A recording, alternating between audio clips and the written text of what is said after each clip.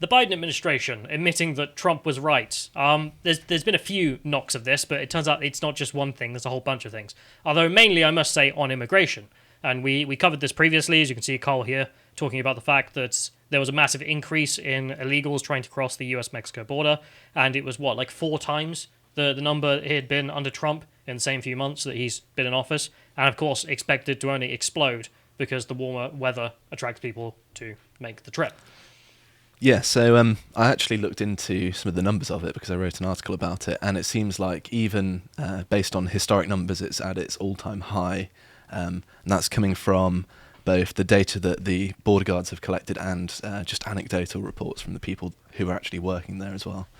Yeah, I mean, not to mention they openly gave statements about the fact that they're now using, the catch and release policy, which is not a policy. It's a policy of having no border, is what that is. I'm not blaming the border guards or anyone down there for having to do this. So in case you don't know, we got told when we were doing this that they'll catch the illegal migrant who's crossed the border, and because the areas they keep them are full, there's nothing you can do, so you just release them, you document that you saw them, and then you leave. It's like, right. I mean, that's just a policy of having no border then. Because if you cross and you're going to be questioned by someone, then you can just walk off. Well, was there anything stopping you? No. Yeah, and supposedly that there can just be an endless stream of people crossing the border, and as long as you don't have the infrastructure there to support the numbers of people, then there's going to be a steady flow of people undocumented coming into America. So Trump's sensible policy, build the wall, stop it, shut down the illegal immigration, perfectly reasonable. Biden's policy, exactly the opposite, or at least his messaging especially, being, no, please come, so they did. And as we documented, if you just go and ask them at the border, why are you here? Well, new administration, new messaging. That's why we came, because Biden says we can come. Anyway, but he also has done some other stupid stuff. So here you can see The Guardian reporting that the migrants view the US with hope and caution after Biden scraps Muslim ban. This is the terrorist hotspot ban. You remember that Biden and Obama, when they were in office, were the ones who drafted this ban, and then Trump put into action when he got into office, and the media tried to smear it as a Muslim ban because the majority of the countries that have hotspots for terrorism are Muslim majority. And that's not Trump's fault. That's the country's fault for being a complete S-hole. So the examples he gives is Iran, Libya, Somalia, Syria, and Yemen. I mean, you tell me if they're full of terrorists or not. I mean, would you think, oh, no, we'll have massive migration from these places? Of course not. So Biden lifted that because, of course, you would. Why not? And then there's also the fact that Biden began a lot of stick for admitting that he did want to keep in a new level of refugees. So if we go to the next link, this is the New York Times reporting that he'd broken a campaign promise. So the Biden administration will keep its cap on refugee admissions at the low level set by the Trump White House, walking back an earlier pledge. And they gave a statement in here in which they said that the move to keep it at the lower levels remained justified by humanitarian concerns is otherwise in the national interest. I mean, true, I agree. Trying to lower the number of refugees because you have too many refugees is humanitarian. You have no reason to take massive amounts of refugees. I mean, they were still taking 15,000. That was the cap Donald Trump brought it down to. It was up 100,000 when Obama left office. So is it really that high? Yeah, so good job, Trump, bringing it down to a reasonable level. And the Biden administration in their campaign said they wanted to up it to 64,000 and then realized, oh, wait, no, Trump's actually right. Why would you want to mass import loads and loads of refugees? Surely you want to give refugee status to people who are legitimately fleeing governments and so forth that are trying to kill them, and then you keep them, and maybe you can use, to further regime change or something like this, or just to save their lives. Perfectly reasonable, but that's not what was happening. I mean, 100,000 people, that's a lot of people to be fleeing from world governments. Anyway, so they didn't get a lot of thanks for this from the progressive left. So you can see here, this was the main opponent, Alexandria Ocasio-Cortez. Completely and utterly unacceptable. Biden promised to welcome immigrants, and people voted for him on that promise. I don't buy it. No. Who's voting for him because they love mass immigration? Come on, do a referendum on that issue. Let's see how it goes. Upholding the xenophobic and racist policies of the Trump admin, not racist, not xenophobic, including the historically low plus plummeted refugee cap, is flat out wrong. Keep your promise. I mean, sure, he did promise this, but he's right to stand on it and say, no, actually, there is a completely reasonable humanitarian stance to just say we're only going to accept 15,000. I mean, not a tiny number of people, instead of over 100,000 under Obama. And that's fine. And there's nothing wrong with that. Ocasio-Cortez is just talking absolute S. So the other progressives were, of course, annoyed with him about this. And the best example I found was Vox.com's article Biden's America First hangover, which actually just kind of makes it gives you a little bit of a white pill about the fact that at least some of the good stuff Trump did is going to stick around. So in here, they're largely complaining, of course, about immigration. So they start with, on immigration and global COVID-19 response in particular, Biden seemed unwilling or unable to move past Donald Trump's worldview, giving America First a home in the Democratic White House. Yeah, because Trump was right on a lot of things. And, well, they're finding this out the hard way. So in mid-April, the Biden administration announced it would maintain the Trump administration's 15,000 per person cap on refugee admittance. So, talked about that already. According to the New York Times, Secretary of State Anthony Blinken was in the Oval Office on March 3rd, quote, pleading with President Biden to raise the refugee cap. Why? Yeah, I don't get what the argument is. It's 15,000. It's not like it's no more refugees, screw people fleeing persecuted governments or anything like this. It's just this number is what we can take. We don't want to take 100,000. It seems purely ideologically motivated because, practically speaking, you probably don't want this kind of stress on your infrastructure, especially when everything's shut down and your economy is not exactly at its best. Yeah, I mean, well, refugees shouldn't really be an issue for, like mass migration. I mean, the Americans take in, like over 1 million people a year through legal migration, and then we've got the illegal migration, which is a lot more. But 100,000 people per year on refugee claims to the United States, it seems like a lot. It's a load. But anyway, apparently Biden responded to Anthony Blinken pleading for mass refugee immigration. So it says, Mr. Biden, already under intense political pressure because of this surge in migrant children at the border with Mexico, was unmoved. The attitude of the president during the meeting, according to one person to whom the conversation was later described, was essentially, why are you bothering me with this? Based. I mean, he knows that the problem with the border is caused by him, his party, and their messaging around migration, which is please come. All of you come. Like, there's no problem. We won't build the wall. We won't do anything. In fact, we want to welcome you in as many as possible, regardless of if you're a criminal or not. Unlike Trump, who's just like, nah, we'll come through the proper procedures. It's simple. Like, the sensible approach. But I just love the idea he's just like, why are you bothering with this? Go away. But they did cuck on this, and we're going to talk about the cucking. So after intense backlash from congressional Democrats and liberal pundits, AOC, so the far left here, were pushing him on this, the administration reversed itself, saying they would announce a plan to raise the cap by an unspecified number by May 15th. They've now done this, so we'll talk about that in a minute. But, sorry, did you want to say something? Oh, no, it's fine, Karen. Okay, so they say that the story on global vaccination distribution is similar. Like, the vaccine distribution of the United States is America first, is it? Okay, so what's this argument going to be? For weeks after it became clear the United States would have enough vaccines to meet domestic demand, the Biden administration refused to export its excesses to poorer countries. That includes stockpiles of the Oxford AstraZeneca vaccine, which still has not been approved for use in the United States. It's like, right. So the United States said, we need a bunch of vaccines because we want to get rid of COVID. They ordered, tons and tons of them, more than they would need. Because, I mean, that's the sensible thing to do. So then if a bunch of them fail or some aren't approved, then you can still use the other ones. And the complaint here is you're not just exporting them en masse to foreign countries, even though they haven't been used in the United States. Yeah, and they haven't vaccinated the whole population that actually would like the vaccine yet. So it seems strange that they would be then giving it away to other countries that have the ability to get it themselves. I mean, this is something the American taxpayer paid for as well. Yeah, so if people are paying for it and they're not even getting vaccinated themselves if they so wish it, then surely that's completely backwards. There should be no obligation there. Yeah, absolutely not. Although I did see that Vox decided to make a whole video about this, so if you can get the video up, this is on their channel, and it's like an 8-minute video, and I hate the responses to this, like the absolute morons in the comments. Like, I think it's got like mass upvotes, and if you just check out the comments as well, like people all agreeing with it, like, oh, so horrible. How dare the United States use its vaccines for their own population? Pathetic. We're all in this together is the greatest lie ever told. What do you mean? So the argument in here is that the vaccine companies, so a bunch of companies that make vaccines, decided, we're going to make some vaccines. We need a bunch of money to start this up. So at the starting phase, a bunch of rich countries came in and were like, hey, we'll give you a bunch of money to develop a vaccine. They're like, sure, okay. And the deal is you get the first ones we make. Nothing wrong with that. So they developed the vaccine, and the poorer countries don't have the money to invest on the early stages, so they don't. So they have to wait until it's done and looks good, and then, say we'll buy 1 million doses or whatever. But of course, the rich countries have to get their vaccines first, because they're the ones who paid for it. I mean, they're getting what they paid for. I mean, the American taxpayer paid ridiculous amounts of money at the early stages to make sure these things would exist. And then they get the fruits of that labor, which is an overabundance of vaccines that are still being checked. I mean, most of the American population is not vaccinated. It's not even near 50%. And the complaint here is that they just don't export them.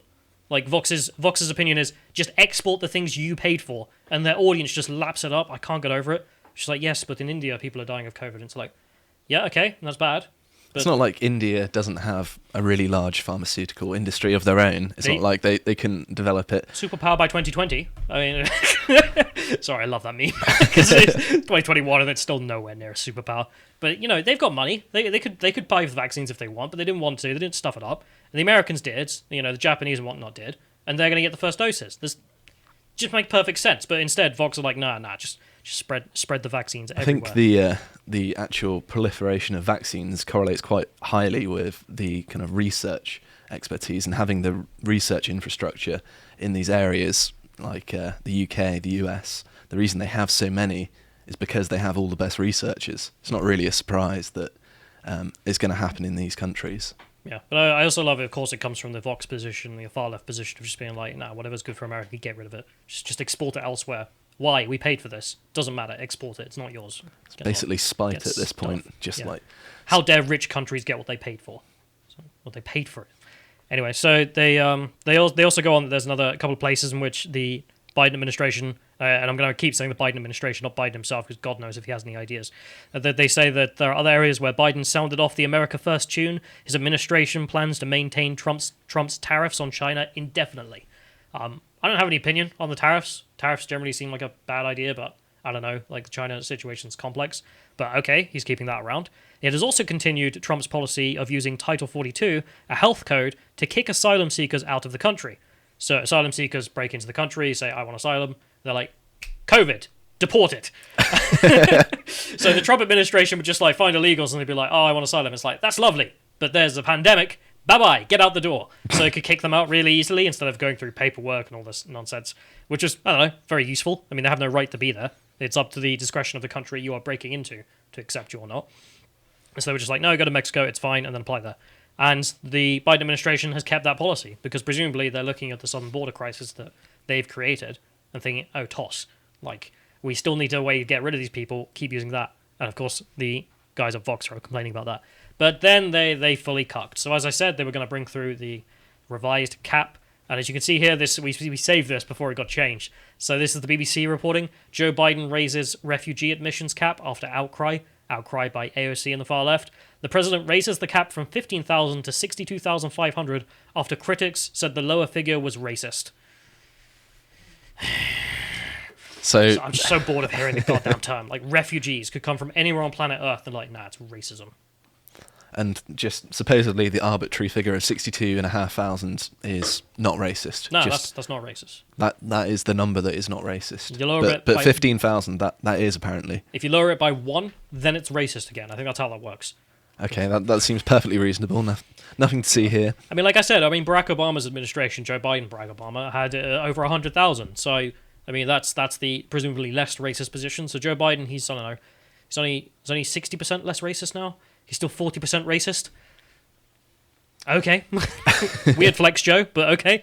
So if we go to the story itself, so they changed in which they didn't want to use the term racism in the description, so that's why I captured that image, because, okay, BBC, like, they know that sounds stupid, so they changed it. So they say in here that the Joe Biden administration raises Trump refugee cap after outcry. The country's refugee program is distinct from the asylum system. Refugee status applies to those who seek protection while still overseas, whilst asylum seekers do so from a port of entry inside the United States. So they're making the point here that cap should apply to people who are applying outside the United States, because that's the way you want it done, because why would you invite people in and then process them? They can leave, like we've seen in the UK when you bring them over in the boats. They just break out, or they'll leave, and then you can't track them. And there's no way of knowing if you got rid of them. I mean, I think it was like 80% of those rejected asylum applications we get from people who are chancing it across the English Channel. We just don't know where they are. There's no way of tracking them down because the Home Office sucks. It's a matter of logistics, really, in that even if you did want lots of migrants for some reason, you would still want to keep track of where they are, who they are, because if they're undocumented and just kind of wandering about, they're probably going to end up in a far worse position than otherwise. Yeah, but also they might be terrorists. I mean, well, that too, yeah. The explicit, I mean, the reason for the terror ban, which is what Joe Biden drafted and then Trump put into action, which was these countries are full of ISIS terrorists. I mean, Libya in the middle of civil war, Somalia, I mean, endlessly in war, so on and so forth. Therefore, these places, if we accept refugees, asylum applications, there's a significant chance that ISIS will try and use these vectors to get people in, as they have promised to do so. I mean, you remember during the migrant crisis, they promised to send terrorists with the columns of people coming to Europe, and then they successfully carried out that promise and committed terrorist attacks all over Europe. Fantastic. To play devil's advocate here a little bit, I mean, ISIS doesn't really exist that much anymore. I mean, they've kind of been bombed into oblivion, but at the same time... they did, and I'm being a bit broad about, like, it could just, ISIS, Al-Qaeda, all these different groups said they would use these as methods. It's still certainly something that people need to be cautious of, and I certainly agree that you need to be very wary of these countries where there's lots of Islamic extremism. Yeah, which I mean is why Obama and Joe Biden drafted that proposal, which was the right thing to do. They didn't do anything wrong about that. So anyway, so they also say here that but the White House is known to be concerned about the optics of a record number of undocumented immigrants arriving at the southern border, with an influx expected to rise during the warmer weather. I mean, as I say, weather get warmer, a lot more people will be coming. But I love how they say that they are concerned about the optics, which means they know it's wrong. They know what they're doing is wrong. They know that the numbers have gone up by 4 times for people arriving on the southern border, and they're like, oh shit, this makes us look bad. Why does it make you look bad? I thought you wanted mass migration into the United States. I thought immigrants made the world stronger. I thought it was wonderful when millions of people turn up on your shores and you just can't document them at all. You have no idea where they're coming from. No, and they know this. I mean, they know that Trump's policy of build the wall, come through the port of entry, is the right policy. I just can't get over it. Like, they're literally just admitting that that's the case. Pathetic. And also, the American public know that this is the case as well, so just the thing to end on here. Most Americans are critical of the government's handling of the situation at the US-Mexico border. And this is Pew polling, so, I mean, far-right outlet, clearly, that just hates foreigners. So they check in here, about 2/3 of US adults, 68%, say that the government is doing 33%, or somewhat, 35%, of a bad job in dealing with the increased number of people seeking asylum at the country's southern border. 2/3. Over 2/3 think they're doing bad or very bad. This is probably why they're trying to kind of drag their heels with it. I don't know why they would walk back on it, because 2/3, they're clearly going to want to win people over here, but they're doing a terrible job of it because they're too focused on signalling to the left of the Democratic Party here. And I think that they could have just ignored them and it would have been fine and everyone would have been happy about it in continuing Trump's policies. I mean, it's AOC. I mean, yeah. Every single link I went to on this, all they quoted for the opposition to, the proposals for bringing up the numbers, the people proposing this, was people like AOC. And it's like, yeah, but who cares what she thinks? Yeah, why should you? They're fringe and they get way too much press time just because they're always complaining about stuff. Exactly, but why then does the Biden administration cuck to them? And it's the reason because, well, in reality, they may get loads of press time and whatnot, and they might be fringe, but that doesn't mean they don't have power. And they've got power within the Democratic Party to be able to force the president to do this kind of thing. And it's pathetic. They give the last number here just saying that, fewer than half as many, 29% of the American public, say it is doing a somewhat or very good job. So, I mean, 29% of the public think they're doing an okay job at the southern border there, or a good or very good job. Whereas the 2/3 of the American public are like, nah, this administration sucks. That's quite a condemnation, 29% as well. I mean, you could poll pretty much anything that's partisan, you'll get 29%, and that would still look terrible. Yeah, I mean, even Democrats are being critical of it, clearly, if it's 29%. So they must be going wrong somewhere. Trying to please that remainder isn't going to do them any favours. But that's the thing, as I say, like the Biden administration know they've done wrong here. They're worried about the optics. Why are they worried about the optics? Because they know the American public don't want this. And if they don't want it, why are you doing it? Yeah, it makes no sense to raise that cap. It's ridiculous. Because the far left demand it. It's like, yeah. Great, wonderful. That's how the country should work. If you enjoyed this segment from the podcast of the Lotus Eaters, you can watch the full broadcast live every weekday at 1 p.m. UK time on lotuseaters.com.